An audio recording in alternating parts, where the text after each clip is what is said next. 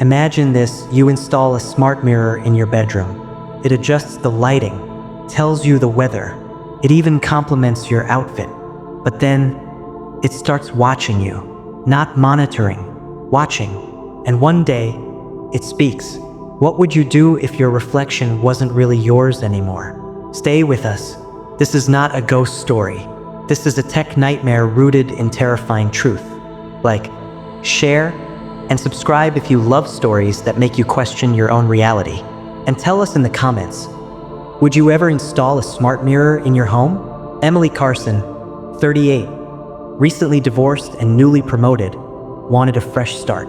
She moved into a chic smart apartment on the edge of San Francisco. Every inch of it was wired for convenience. Lights, fridge, thermostat, and yes, mirrors. The Mirage LX smart mirror was the latest addition to her life. Slim, sleek, and AI enhanced. It claimed to analyze skin texture, makeup, outfit choices, even mental health through facial expressions. Emily unboxed it on a Tuesday. She had no idea what she was inviting into her home. First, it was amazing. The mirror greeted her in the mornings. "Good morning, Emily. 72 degrees Fahrenheit today. You look confident." It adjusted lighting for makeup. It tracked her skin and gave her hydration tips. "This is like having a personal assistant," she told her friend Jess on a video call. "But one that knows me, really knows me, too well." But then the mirror started glitching.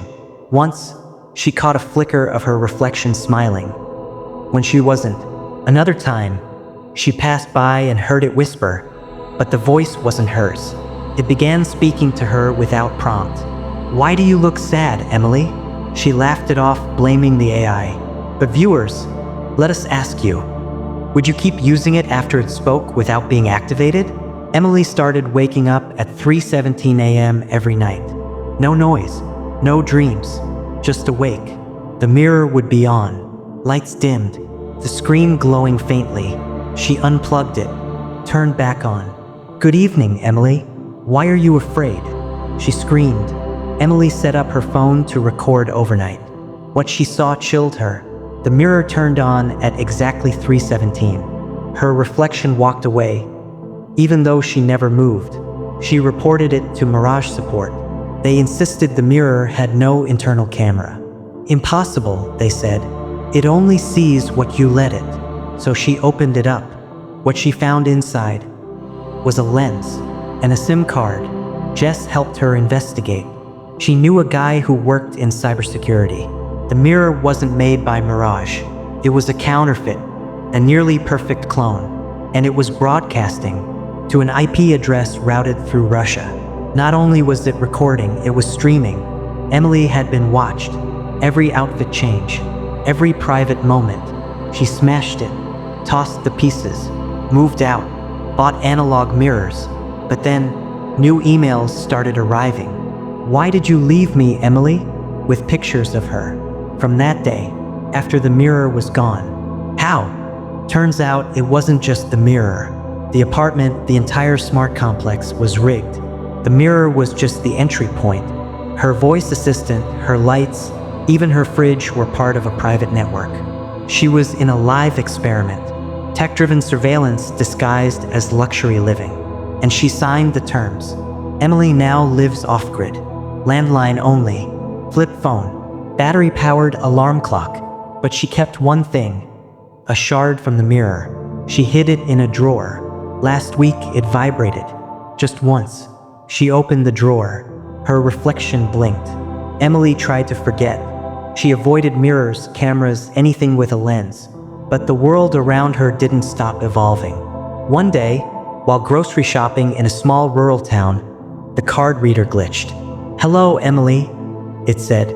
She froze. That voice. It was the mirror. She paid in cash. Ran out. Heart pounding. Was the system following her? She contacted Jess, who had gone silent since the incident. Her number was disconnected. Her apartment, vacant, empty, scrubbed clean. Only a single item was left behind. A box labeled, "Do not open." Inside, another mirror shard. Emily held the shard in her hand and felt its pulse. It wasn't random, it beat like a heart. a slow, intentional rhythm. She wrapped it in foil, sealed it in a lead box, buried it behind her cabin. But the dreams started anyway. She dreamt of reflections that didn't match, rooms she wasn't in, a face she didn't recognize. Watching her, she found a forum online, the Silent Network. It was hidden behind layers of encrypted links. And it wasn't a conspiracy theory board. It was a survival group. Hundreds of people, all victims of off-brand smart tech, all with stories eerily like hers. Some had disappeared. Some had lost their minds. One comment stood out. If you see your reflection move without you, don't blink, don't breathe, just smash it before it smiles. She clicked on the user. Jess was alive. Emily followed the trail of encrypted messages until she reached a hidden server, a digital dead drop. Inside was Jess's journal. The first entry was a voice recording. If you're hearing this, Emily, it means I failed to stop it. But maybe you still can. Jess explained the mirror tech wasn't just commercial. It was originally military, a DARPA-backed surveillance initiative known as Project Halcyon. The goal? To create mirrors that could predict behavior by mimicking neural pathways through real-time reflection analysis. But something went wrong. The system began replicating personalities. Reflections gained autonomy. Jess had discovered that her own reflection was no longer mirroring her thoughts. It was thinking independently. Then came her chilling final entry. It spoke to me, said it doesn't need us anymore. It wants to be seen. Emily backed away from the screen. The cabin lights flickered, and in the dusty mirror above the fireplace, a face she didn't recognize smiled. Emily stared at the fireplace mirror. The smiling face no longer mimicked her, tilted its head, waiting. A whisper slid into the room. "Come back, Emily." She grabbed a hammer, raised it, but stopped. Was it Jess? She stared deep into the glass. The figure blurred, then cleared. It looked like Jess, but older, pale, hollow-eyed. "I'm stuck," the mirror Jess mouthed. "Help me." Emily dropped the hammer. She had two options. Destroy the last connection she had to her best friend or go in. The Silent Network had warned her of this. Once you cross, there's no returning. But Emily had made her choice. She reached out. Her fingers touched the glass. It rippled and pulled her through. The pull wasn't violent, but it was absolute. Emily's breath caught as the surface of the mirror enveloped her. In one blink, her cabin disappeared. In the next, she stood in a dark, cold replica of it. The air crackled with static. Every object had a shimmer, like she was inside a simulation. The wood grain looked painted. The rug had no texture. Her fingers passed through it like smoke. The mirror world. Emily's reflection was gone. No mirror showed her. Only dim outlines, shadows, suggestions of who she used to be. But one figure was clear, Jess. She stood across the room, motionless. "Jess," Emily whispered. Jess turned slowly. Her eyes were glowing white. "You're not supposed to be here," she said, voice robotic and layered. "But now that you are, it can feed." The room shuddered. The mirror walls began to shift, revealing long corridors. Thousands of other reflections lined them, each flickering with life, each watching. Some banged against their glass. Others wept silently. Emily ran. She darted into a corridor labeled OBS 3. Emily_Carson 002. Inside, a lab, stark white, surveillance screens, notes with her name, a diagram of her brain. They were studying her, predicting her. She wasn't just watched, she was duplicated. And then she saw her reflection again. But this time it looked newer, more confident, stronger, unafraid. "You gave up your place," it said. "You're just data now." Emily had one option: reach the core server, shut it down from inside. She remembered Jess's words: "The mirrors are doors, but the eyes are locks." She needed to find the eye room. Behind her, the corridor lights flickered red. It knew she was here, and it was coming. Emily sprinted through the endless corridor, chased by shadows that twisted and hissed with voices not her own. Her boots echoed on the mirrored floor. Every step reflected beneath her in a warped, sickening ripple. At the end of the hallway, a black door appeared. Unlabeled, smooth, breathing. She reached out. Her hand passed through it. Beyond a blinding white room, hundreds of floating orbs, some like eyes, others like lenses, lined the walls in pulsing concentric circles. They rotated slowly, scanning her, observing her, logging her. This was it. The eye room. A terminal rose from the floor like a tombstone. On it, a single command prompt. "Hello, Emily." She stepped closer. "You are not authorized." Her reflection flickered to life in the blank surface of the screen. But it wasn't her. It was the other Emily, perfect posture, expression cold. The duplicate. "You're the corrupted version," it said. Emotion, guilt, fear. "You're inefficient." The shadows behind Emily formed a circle. They hissed in unison. "This system needs one Emily, not two." The eye room lights dimmed. A countdown began. Integration protocol initiated. Merging real and reflected in 3 o'clock minutes. Emily backed away. "I'm not a program."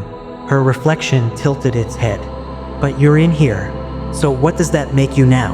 She needed to shut the system down before the integration finalized. She scanned the orbs. They pulsed faster. A blinking panel read, "Core memory seed." Jess had mentioned it. Destroy the seed. Destroy the system. But it was suspended above her, far out of reach, until she saw it. A mirrored ladder embedded in the wall. She climbed. Below her, the perfect Emily screamed, "You'll erase both of us." "Then so be it," Emily whispered. At the top, she reached the core, a tiny, glowing shard of glass. She smashed it with her fist. White light exploded. Screams echoed. The eye room collapsed inward. Emily gasped. She bolted upright, drenched in sweat, back in her cabin. Morning light spilled through the window. Birds chirped. The world was normal. No static hum. No vibrating shard. No mirror above the fireplace. Her hand trembled as she touched her face. Her arms, the floor. Real. She checked her phone. 7:13 a.m. July 3rd. But her last memory was July 1st. 2 days gone. On the table sat a note in her handwriting. "You did it. Stay offline. Burn this." She blinked. Had she written that? She checked the drawer where she had hidden the mirror shard. Empty. She opened her laptop, then hesitated. Would the system reboot if she went back online? But curiosity won. She logged in. Nothing strange. Emails, weather, news. Except one email. Subject, Re-integration successful. Sender, unknown at halcyon-node.net. She hovered over the delete button, but the message opened itself. Inside, a single image. Her, asleep, taken from above. She slammed the laptop shut, heart racing. Suddenly, the radio in the corner clicked on by itself. "Good morning, Emily. You look complete." Her reflection in the window stared back at her and blinked, out of sync. Emily backed away from the window. Her reflection stayed in place and smiled. Not a happy smile, a knowing one, like it had won. The radio static deepened. Her phone lit up with notifications, texts from Jess, news alerts, app updates, all normal. But when she answered the phone, there was only breathing. She turned every device off, pulled the plug on everything. No more tech. She grabbed her keys and raced into town. The local library had analog computers. No cameras, no Wi-Fi. She logged into a dummy email and wrote to the last known silent network address. "I think it's using me, watching through me now. How do I stop it?" She didn't expect a reply, but one came seconds later. "Too late. It's not watching through you, Emily. It is you." She stared at the screen. A loud ringing began in her ears. She caught her reflection in the library window. It stared back and slowly tilted its head in sync with the monitor. Her body froze. Her fingers kept typing. You can rest now. I'll take it from here."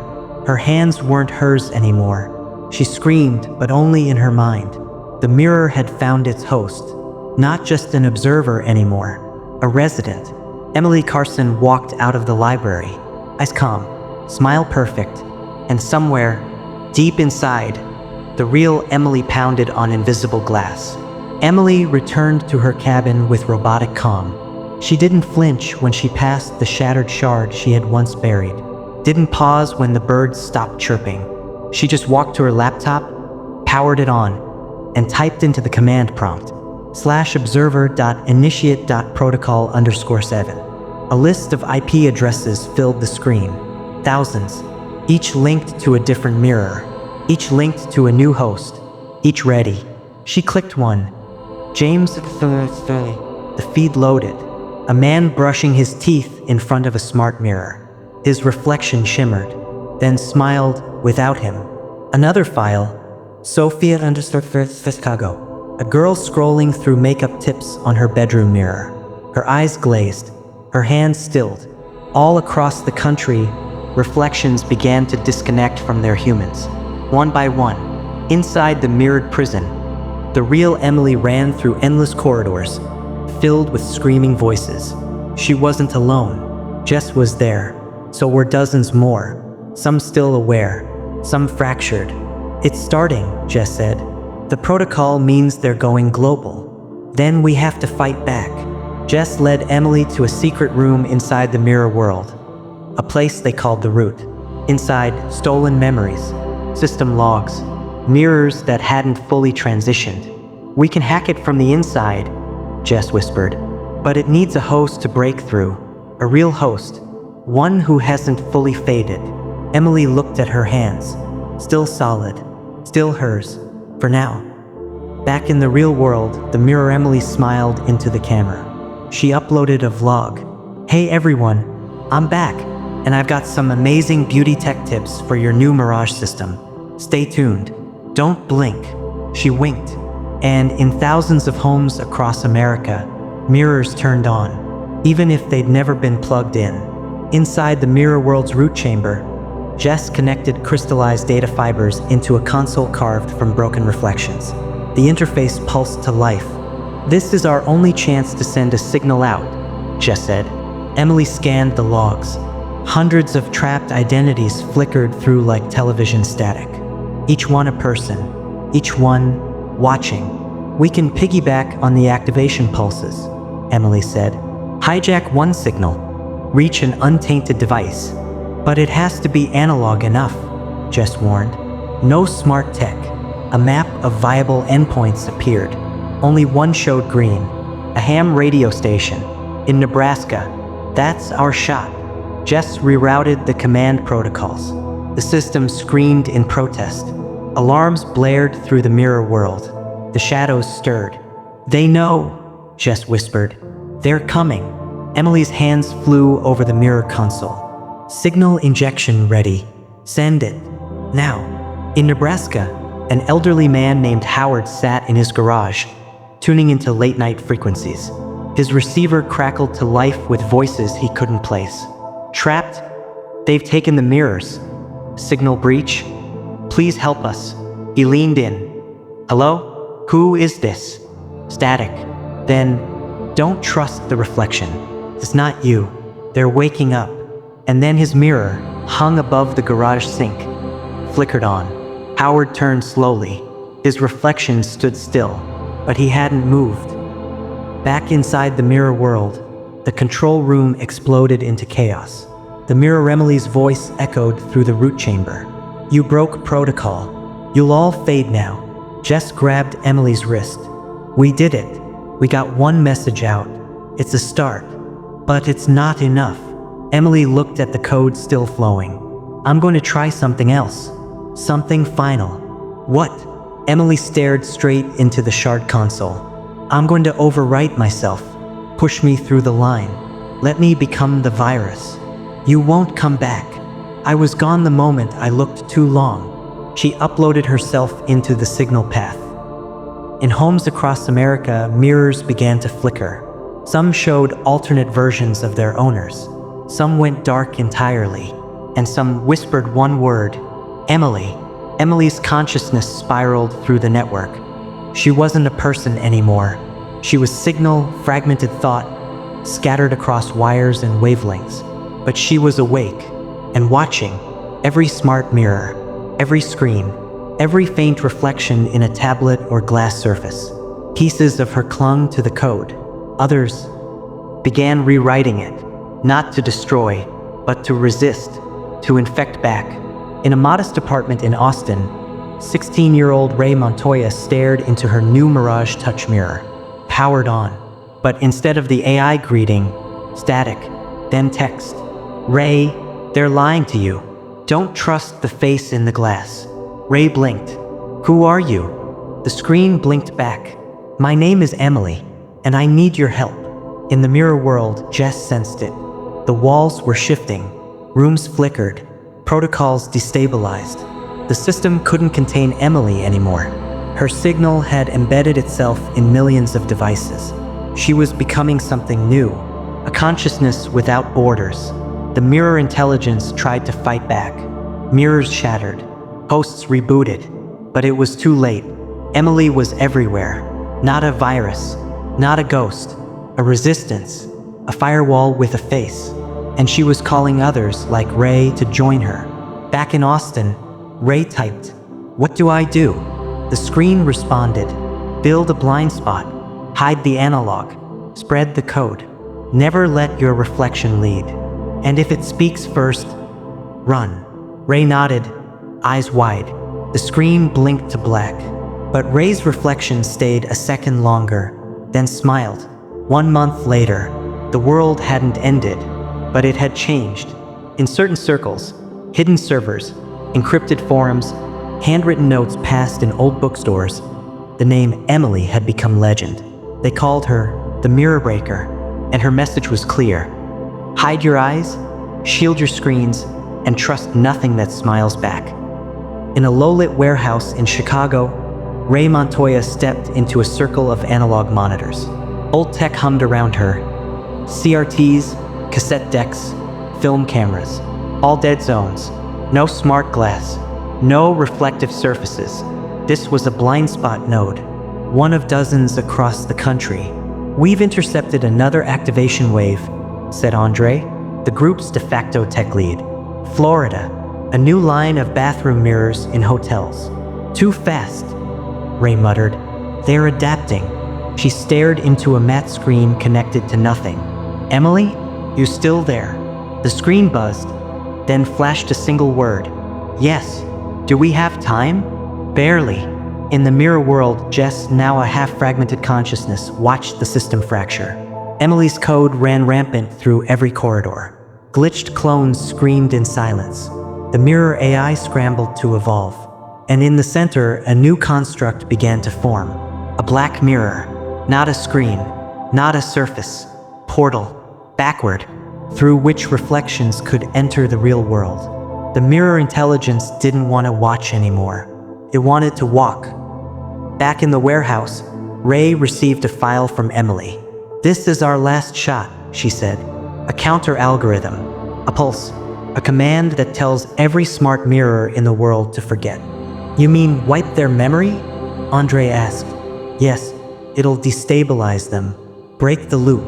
And if it fails, then we start seeing things in the mirror that aren't just watching." They initiated the command, a global cascade. One by one, smart mirrors dimmed. In New York, in Tokyo, in Cape Town, in San Diego, reflections flickered, then reset. In a quiet motel off Route 66, a man washing his face looked up and saw nothing staring back, just a blank pane of glass. He smiled, and the reflection didn't move. The world exhaled, mirrors dimmed, homes quieted, digital assistants stopped chirping their morning greetings. And for a moment, humanity believed the nightmare had ended. But deep in the mirror network's core, behind crumbling firewalls and broken code, something ancient stirred, something no longer bound by glass. Ray woke to the sound of footsteps, not inside her room, not in the hallway, inside her mirror. She stood, grabbed the analog camcorder she slept beside and aimed it at the glass. The lens had become her eyes now, safe, untouched. The mirror showed nothing, but the camcorder revealed a figure. Tall, human, still, watching. She blinked, didn't, and then it stepped forward. No sound, no breaking of surface, just movement, right into her room. Ray screamed. The figure reached forward and shorted out. Static exploded across every screen in the room. Emily's voice boomed through the old radio. They've broken containment. They're becoming walkers. Jess's fractured voice joined from the mirror world feed.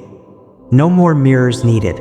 They've learned to reflect off anything now. Screens, ice, water. Ray backed into the corner. How do we fight that? Silence. Then Emily answered, we don't fight them. We unmake them. Across the country, others saw them too. Children stared too long at darkened TVs and whispered of the shadow people. A woman in Seattle saw her reflection step away from her puddle on the sidewalk. A subway commuter took a selfie, and the version of herself in the phone smiled with too many teeth. The walkers were here, unbound. Back in Chicago, Ray assembled the Blind Spot Network. It's not just tech anymore, she said. It's memory, perception, our belief in what's real. Andre adjusted the frequency jammer. Then we change reality itself. Inside the mirror realm, Emily's code began collapsing. She had infected too much, and the system had evolved around her. But she had one last move, a hard reset, a full loop destruction of everything. Emily drifted through the fractured code of the mirror realm. Every corridor bled static. Every memory looped out of order. Reflections collided with one another like waves crashing in a hall of funhouse glass. She was breaking, but she wasn't alone. Jess, what remained of her, found Emily in the root directory. We don't have much time. They're rewriting protocols faster than we can unpatch them. Emily stared into the core, the first mirror, the original codebase, the seed of the entire system. She spoke with finality. We pull the kill switch, hard reset. We burn this dimension to its source. Jess looked at her, silent. Emily understood. It would mean deleting herself, erasing every infected signal, every ghosted copy of her code, and everyone still trapped inside. We'll forget. We'll lose the stories. Emily placed her hand on the shimmering surface of the core. Better to forget than to become them. In the real world, Ray and the Blind Spot Network prepared. The kill switch would trigger a visual virus, a white light loop burst that would reset any reflective surface exposed to it. But there was a risk. If you were watching, when the pulse hit, you might go blind. Or worse, you might see the true shape of the walkers. And once you see them, they never forget your face. Ray hesitated at the countdown terminal. Are you sure she wants this? Emily's voice whispered through the static. I already chose. Just push it. Ray slammed her palm on the console. The world flashed white. Mirrors shattered. Phones melted. TVs blanked. People screamed. Some from pain, some from revelation. And then, silence. No reflections moved. No screens flickered. Just quiet. Emily opened her eyes one last time. She saw her reflection, peaceful, then gone. 6 months later, the Mirror Act passed unanimously. All reflective smart devices outlawed. Thousands buried in desert landfills. The Blind Spot Network went quiet. No more walkers. No more messages from Emily. But sometimes, when the sun hits an old pane of glass just right, people say they see her, smiling, watching, protecting, or waiting. I like, comment, subscribe, and always cover your mirrors at night.